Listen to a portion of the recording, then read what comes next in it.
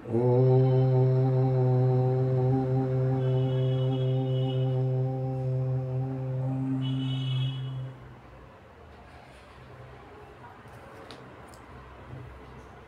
ईशावास्य ईशावास्यमिदं सर्वं यत्किंचित् जगत्यां जगत् तेन त्यक्तेन भुंजीथाः मा गृधः कस्य स्विद्धनम.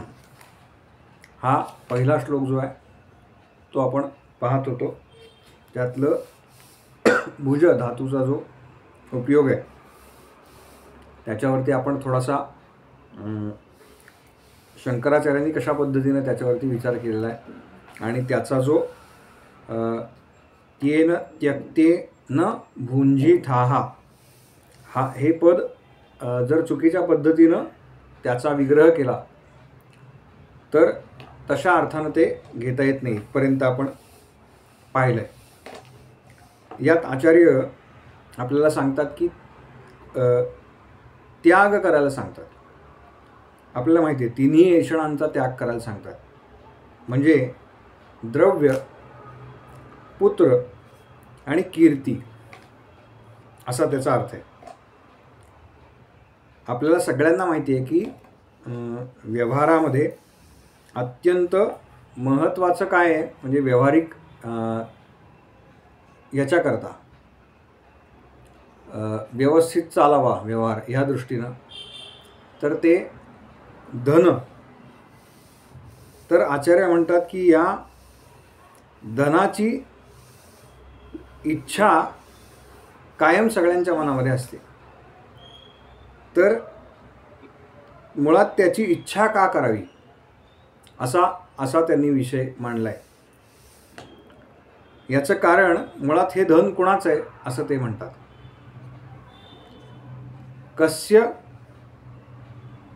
कस्य स्विद्धनम हे धन मुळात कोणाचं आहे.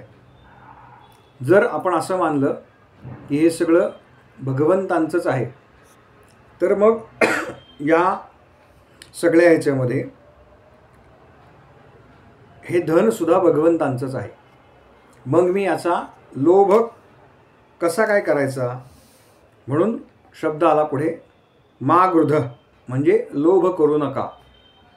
आता मा हा शब्द जेव्हा याचा अर्थ नकारात्मक आहे असे अनेक श्लोक आपल्याला सापडतील की याचा लोभ धरू नका. पण इथे नुसता नको असा अर्थ नाही तर नकोच नको असा अर्थ आहे.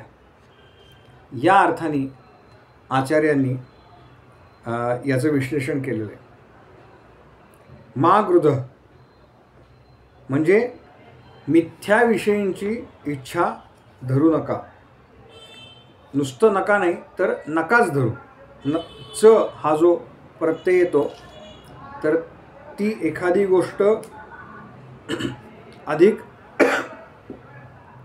बळकट करण्याकरता येतो. एखादी गोष्ट करा आणि एखादी गोष्ट कराच.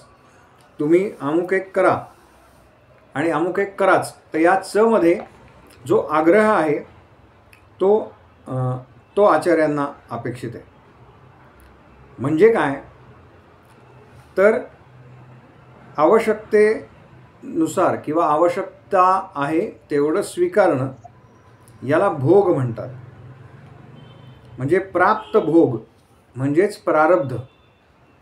या प्रारब्धानुसार जे मिळेल म्हणजे प्रारब्धानुसार जे भोग प्राप्त होतील ते कुरकुर न करता भोगणे. आणि दुसरा यदृच्छया म्हणजे लाभलेले. यदृच्छया लाभलेले त्याच्या इच्छेनुसार जे आपल्याला मिळाले ते असे सगळे याला समाधान वृत्तीनं मिळालेले भोग असं म्हटलेलं आहे. किंवा ते जर भोग आपण भोगले यदृच्छया लाभलेले म्हणजे समाधानानं लाभलेले. ते भोग कशा पद्धतीनं भोगा तर संतुष्ट चित्त ठेवून भोगा. आचार्य म्हणतात की गरजेपेक्षा अधिक भोग भोगणं ही पापवृत्ती आहे. कशी आहे तर त्या गिधाडासारखी आहे. गिधाड काय करतं आपल्याला माहिती आहे की एका विशिष्ट समाजामध्ये चैतन्य तत्व निघून गेल्यानंतर ते जे प्रेत आहे ते एका निर्जन ठिकाणी किंवा जिथे ही गिधाड असतात तिथे त्या विहिरीमध्ये लटकून ठेवतात.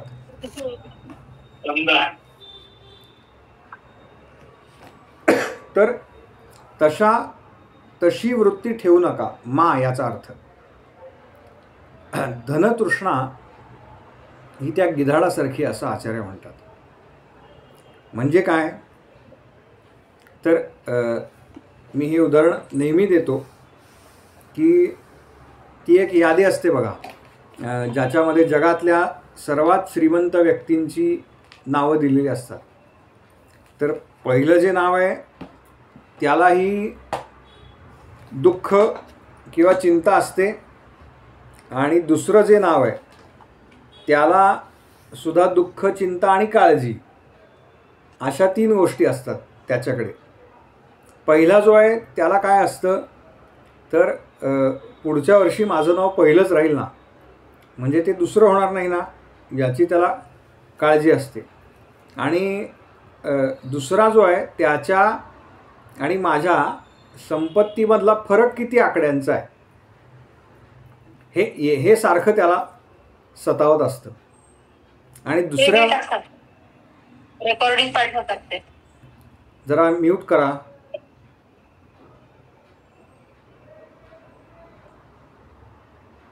इथे कोणीच 10-15 वर्षाचं नाही आहे की ज्यांना पुन्हा पुन्हा हे सांगायला लागलं पाहिजे. किंवा बोलू नका, आपण जर वेगळ्या खोलीत बसून ऐका, हे इतक्या सहजासहजी समजणारं नाही आहे.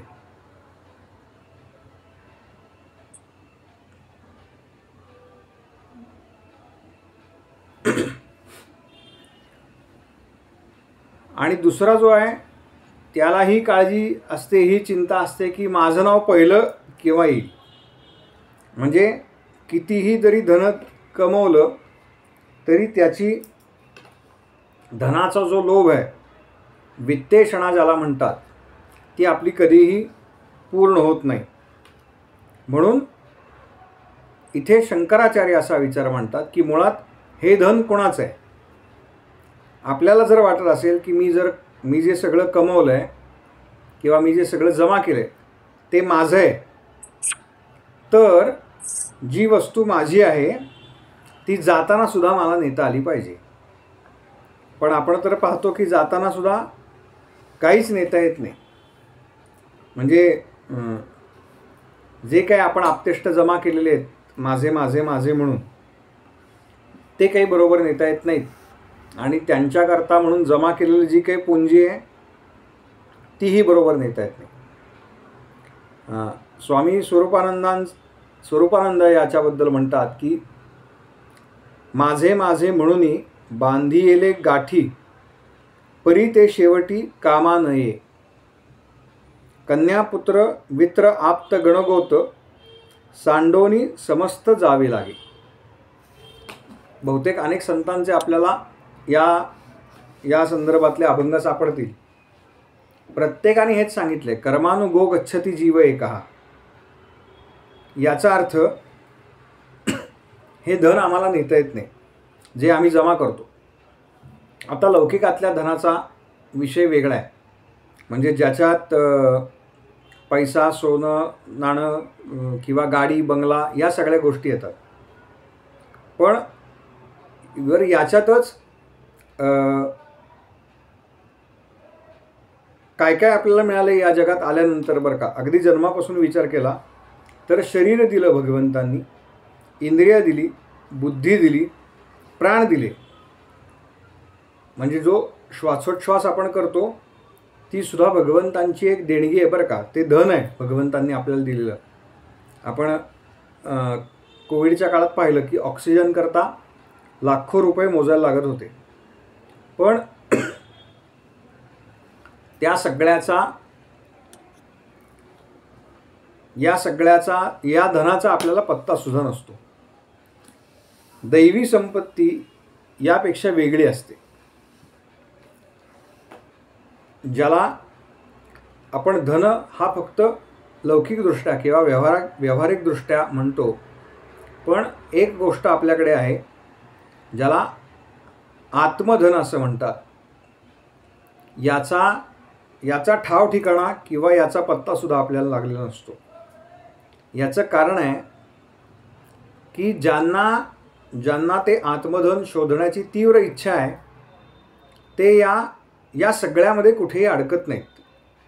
म्हणून त्येन त्यक्तेन भुंजिथाः, यातला भुंजिथा हा शब्द तेवढा महत्त्वाचा नाही, तर काय आहे तर त्यक्तेन हा महत्त्वाचा आहे. त्याच्यावरती अधिक विश्लेषण आहे. कारण त्याग आणि भोग यांच्या कक्षा भिन्न आहेत. पण यांची सरमिसळ केव्हा होते आणि कधी आपण एकमेकांची कक्षा ओलांडतो हे आपल्याला सुद्धा कळत नाही. बऱ्याच वेळेला, सगळ्यांच्या बाबतीत आहे असं सांगत नाही, पण जे या परमार्थ मार्गावरती आहेत ते कधीकधी असं वाटतं की त्यांनी एखाद्या गोष्टीचा त्याग केला आहे, पण हा त्याग हा बाह्य त्याग आहे, पण आंतरी भोग आहे. किंवा कधीकधी बाह्य भोग चालू आहे, म्हणजे आपल्याला वाटतंय की अमुक आहेत ना, ते अशा पद्धतीनं वर्तन करत आहेत, पण त्यांचा आंतरी त्याग आहे. ताई तुमचा व्हिडिओ बंद करा, ऑडिओ बंद करा. बहुतेकांना त्या गुरु शिष्यांची कथा माहिती असेल. एक गुरु शिष्य चालले होते.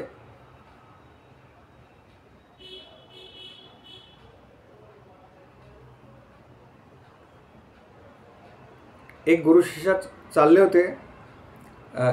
शेतातला रस्ता होता आणि त्या शेतातल्या रस्ता ओलांडून गेल्यानंतर एक ओढा होता. त्या ओढ्याच्या काठावरती एक स्त्री बसली होती आणि हे दोघेही पलीकडे जाणार होते. ती स्त्रीसुद्धा, तिलाही पलीकडे जायचं होतं. पण असं सांगतात की साधारणपणे छाती एवढं पाणी होतं, एक पुरुषभर पाणी होतं.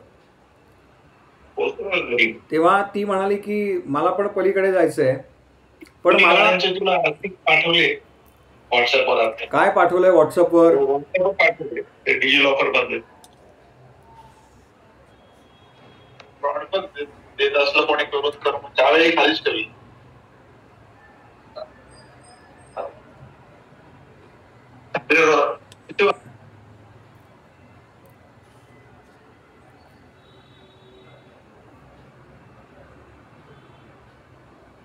तेव्हा मला या ओढ्यातून पलीकडे जायचं आहे, पण मला भीती वाटते. तेव्हा ते जे गुरु होते ते संन्यासी होते. त्यांनी सांगितलं की तुम्ही माझ्या खांद्यावरती बसा, मी तुम्हाला पलीकडे नेऊन सोडतो. ती स्त्री खांद्यावरती बसली. त्या ओढ्यातून दोघेही जण, गुरु आणि शिष्य त्यांचा, पलीकडे गेले. त्या गुरूंच्या खांद्यावरती ती स्त्री बसली होती. तिने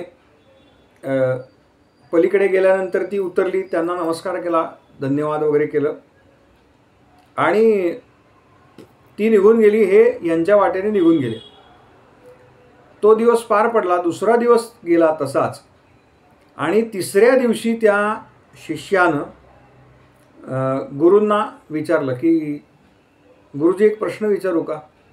ते म्हणले विचार. म्हणाले अहो तुम्ही इतर वेळेला ती स्त्री स्पर्श वर्ज समजता, कोणत्याही स्त्रीला स्पर्श करू देत नाही, म्हणजे चरणाला सुद्धा तुम्ही सांगता की दुरून नमस्कार करा. तर तुम्ही परवा त्या स्त्रीला काठावर, म्हणजे ओढ्यातनं वाहत काठावरती आणलं, तर हे कसं काय, याचं मला फार आश्चर्य वाटते. तेव्हा गुरु त्याला म्हणतात की मी फक्त तिला ओढ्यामध्ये असताना खांद्यावरती घेतलं आणि काठावरती उतरवलं, पण तू मात्र तिला अजून तुझ्या मनामधून उतरवलेलं नाहीस. लक्षात घ्या, ही जी गोष्ट आहे हा विषय असा आहे की हा इंद्रियांचा विषय आहे.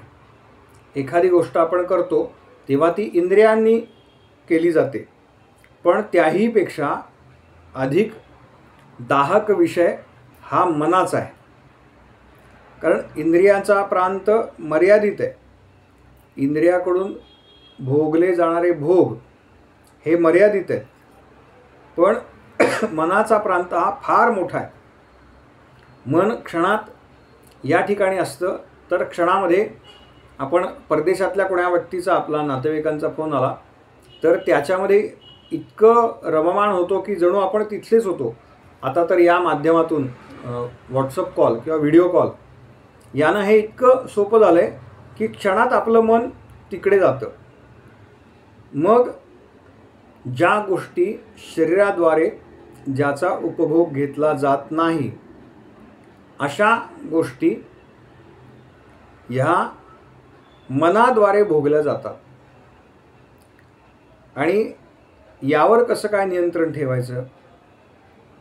कारण त्यांना ताब्यात ठेवणं म्हणजे मनाला ताब्यात ठेवणं हे काही तितकंसं सोपं नाही.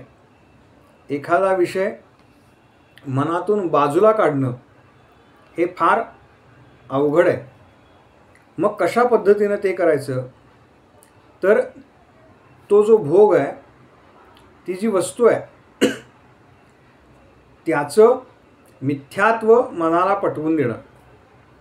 आपण सगळे आपल्या घरी गौरी गणपती बसतात बघा, तर त्यावेळेला गौरीपुढे ती जी काही आरास केली जाते, काही पदार्थ मांडले जातात, त्याच्यात ते छान सगळं दिसावं म्हणून काही खोटी फळं मांडली जातात बघा. काय सफरचंद आहे, द्राक्षाचा घड असतो, एखादी पपई असते, अजून काही पदार्थ असतात. तर लक्षात घ्या, तो पदार्थ, ती वस्तू जी आहे किंवा ते फळ जे आहे ते खोटं आहे हे कळल्यानंतर कोणीही ते खाण्याकरता म्हणून पुढे जात नाही. आपण बघू फार तर फार की किती छान बनवलंय, पण त्याचा भोग घ्यावा ही वृत्ती जाते. याला निवृत्ती असं म्हटलेलं आहे. ही वृत्ती जाते. कशामुळे जाते? तर त्या फळाच्या मिथ्यत्वामुळे जाते. ते खरं नाही. मग त्याचा उपभोगसुद्धा खरा नाही हे पूर्णपणे पटलेलं असतं. त्याच्यामुळे त्याच्याकडे आपला ओढा जात नाही. लहान मुलं जेव्हा तो लाकडी घोडा खेळतात बघा, तेव्हा त्याला माहिती असतं की हा काही घोडा पुढे जाणार नाही आहे. तो फक्त आपला पुढे मागे ते धरतो, त्याचे 2 कान, लाकडी घोड्यावरती बसतो आणि ते खेळतो. हे मिथ्यत्व त्याच्याही लक्षात आलेलं असतं बरं का. पण मग हे तरी मिथ्यत्व लक्षात येऊन सुद्धा तो का रूढ झाला आहे? तर केवळ खेळण्याकरता. म्हणजे काय?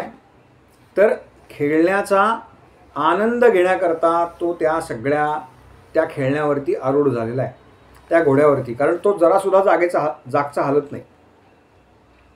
तसंच मनुष्यसुद्धा जेव्हा विविध प्रकारचे भोग भोगत असतो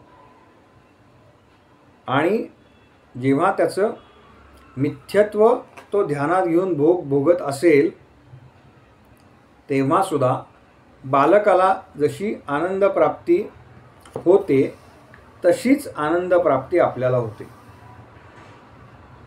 आणि जर का हे भोग भोगत असताना जर आपल्याला दुःखाचा अनुभव येत असेल, तर आपण या श्लोकामध्ये जे पथ्य सांगितलेलं आहे, त्येन त्यक्त्येन भुञ्जीथाः, हे पाळलेलं नाही.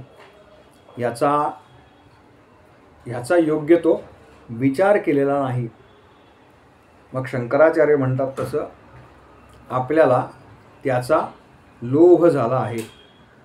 एका अर्थाने आपण पशु झालो आहोत, गिधाडोत असं ते म्हणतात, पशु झालेलो आहोत. पण हे काही खरं नाही. वास्तविक आपल्याला आत्मलाभ करून घ्यायचा आहे. पण मग आत्मलाभ करून घ्यायचा आहे याच्याकरता आपण समर्थ असू. म्हणजे ह्या मार्गावरती काही जन्म, बरं का, एका जन्मातलं नसतं हे. उगाचच आपण काहीतरी वाचतो कोणाचं तरी, अनेकांना असं वाटतं की काय 2 महिने झाले 4 माळा ओढायला लागल्या की आता आपल्याला काहीतरी ते दर्शन झालं आणि महाराजांपेक्षा मलाच जास्त कळतं आहे, समर्थांपेक्षा मीच जास्त ज्ञानी, माऊलींपेक्षा मलाच अधिक समजायला लागलं, असं एकदा ज्ञानेश्वरी वाचली की वाटायला लागतं. तर ते येण्याकरता किंवा ते समजण्याकरता संत तर म्हणाले एक तरी ओवी अनुभवावी. तो अनुभव येण्याकरता तेवढं समर्थ व्हायला लागतं. पण आम्ही जर तेवढे समर्थ नसू तर काय, तर सर्वसामान्य जीवाला उपनिषदकार पुढच्या मंत्रामध्ये म्हणजे दुसऱ्या मंत्रामध्ये उपदेश करतात किंवा मार्गदर्शन करतात. तो काय आहे तो आपण पुढच्या वेळेला पाहूयात, कारण हे अर्धवट होईल, म्हणून मग नको. ओम हरिओम तत्सत, हरिओम तत्सत, हरिओम तत्सत. काही कोणाला विचारायचं असेल तर विचारा. कळलंय नाही कळलंय, जड गेलं, काही सांगायला हरकत नाही.